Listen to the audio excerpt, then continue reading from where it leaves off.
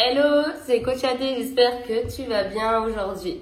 Allez, je vais te faire une petite vidéo très rapide juste pour t'expliquer un petit peu quelle est l'arnaque du siècle au niveau du cardio. En ce moment, je lis bien trop de bêtises, je vois des âneries, franchement, elles sont plus grosses qu'Instagram en soi, c'est abusé. Du coup, je voulais vraiment intervenir avec cette petite vidéo. Alors, si toi aussi, dans ton programme perte de poids, tu as du cardio, cette vidéo est faite pour toi.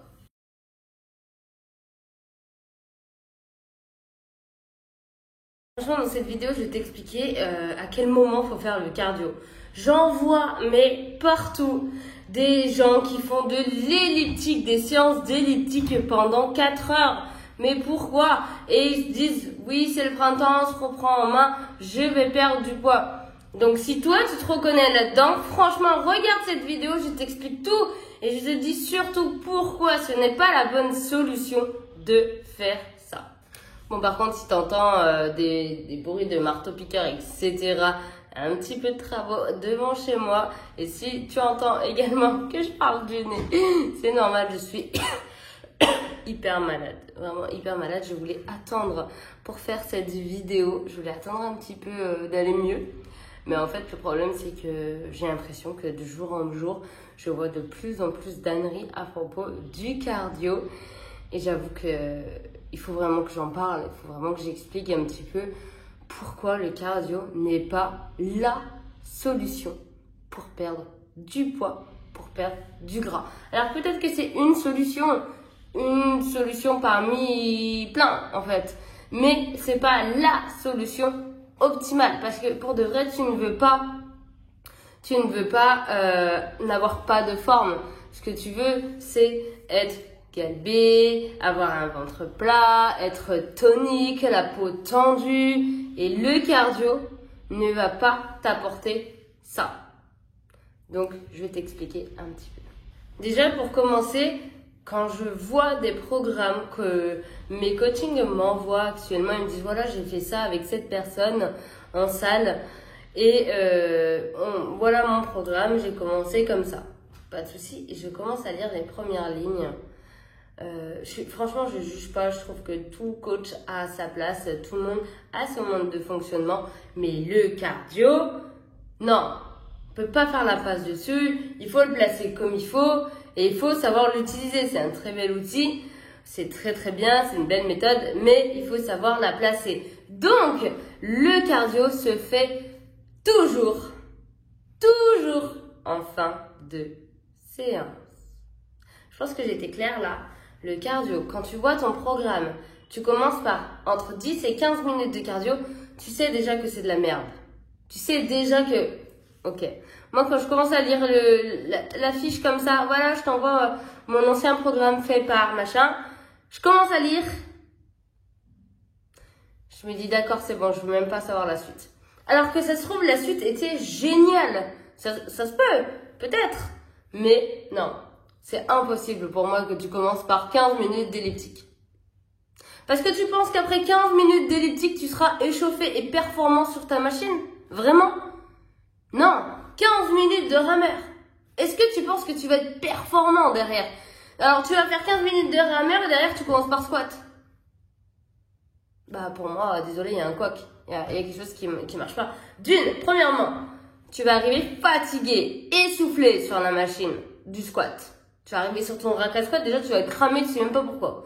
2, tes articulations sont même pas échauffées. T'as pas fait de mobilité. Au final, là, ce que ton ancien coach ou ce que tu as fait t'as juste augmenté, vascularisé ton corps, ton cœur. Donc en gros, t'as fait augmenter ton système cardiaque. Ok, super, t'as fait monter ton pouls. On est bien. Mais ça sert à quoi? Ça te sert à rien. Ça te sert à rien. Arrête, stop. Si tu veux faire du cardio parce que tu dis, allez, un échauffement, je vais m'échauffer avec un petit peu de cardio. Ok, 3-4 minutes max.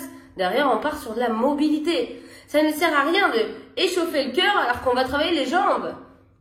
Fais de la mobilité, échauffe tes articulations parce que elles, par contre, elles vont travailler. C'est très important d'échauffer vraiment les articulations avec toute une série de mobilités. Donc, arrête ton cardio 15-20 minutes, je sais pas combien de temps avant ta séance, ça ne sert à rien. Du coup, tu vas faire tes 15 minutes de cardio.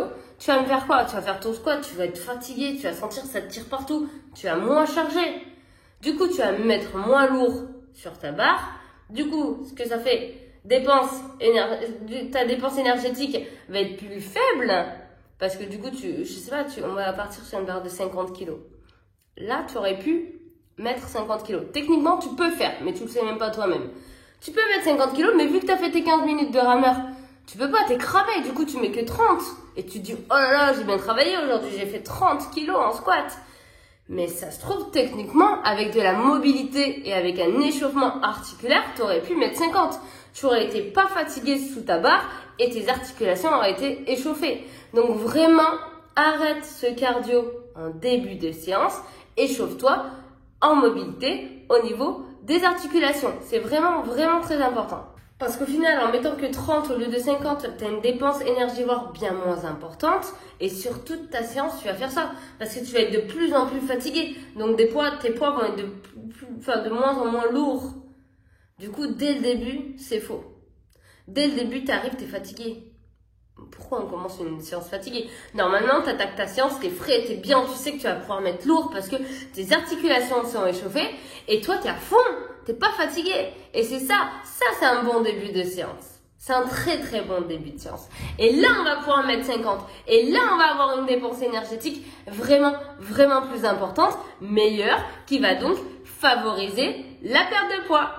Et si jamais tu veux faire du cardio, on le fait toujours à la fin. Donc, tu finis ta séance où là, tu as pu charger, être vraiment à tes poids, te dépasser, c'est très important. Et après, à la fin, tu te dis, bon, il me reste un petit peu de jus. Si tu veux faire un peu d'abdos, tu fais un peu d'abdos. Si tu veux faire un peu de cardio, tu fais un peu de cardio. Si tu veux jongler entre les deux, faire un petit circuit abdos, cardio, c'est très bien. Mais n'oublie pas que le plus important, vraiment, dans ta séance, ça sera de charger. Parce qu'au final, plus tu charges, plus tu as une dépense énergétique importante, plus tu as du muscle. En fait, le muscle va demander à ton corps une dépense énergétique plus importante. Donc, plus tu as du muscle, plus tu brûles encore des calories. Donc, c'est un cercle vertueux. Alors que si tu fais du cardio, tu vas pas forcément développer tes muscles proprement dit. Tu vas développer ton système cardiovasculaire. Tu vas pas développer ta masse musculaire. C'est pour ça qu'il faut vraiment faire attention. Le cardio ne peut pas forcément maigrir. Il va te faire perdre du poids, mais il faudra en faire de façon très très récurrente tout le temps pour pouvoir maintenir cette perte de poids. Alors que si tu crées de la masse musculaire, ton volume de masse musculaire va te demander encore plus de brûler des calories. Encore plus. Et au final, tu vas arriver à brûler énormément de calories juste en faisant de la musculation, et bien sûr, à la fin, un petit peu de cardio. Voilà, ça c'est vraiment pour moi une séance idéale. C'est-à-dire un peu de mobilité articulaire, allez, 3-4 minutes max de cardio si tu as envie. Derrière, une bonne séance où tu mets tes vraies charges, tes vraies charges.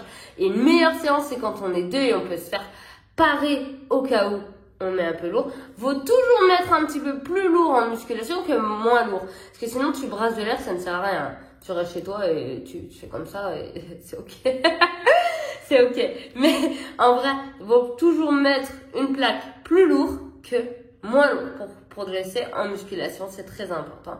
Et derrière, tu finis par un peu d'abdos, un peu de cardio. Et là, vraiment, tu auras fait, une vraie bonne séance.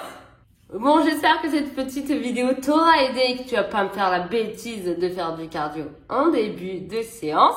Je te dis à très vite dans une nouvelle vidéo. Je te laisse liker et t'abonner à ma chaîne, bien sûr. Bye!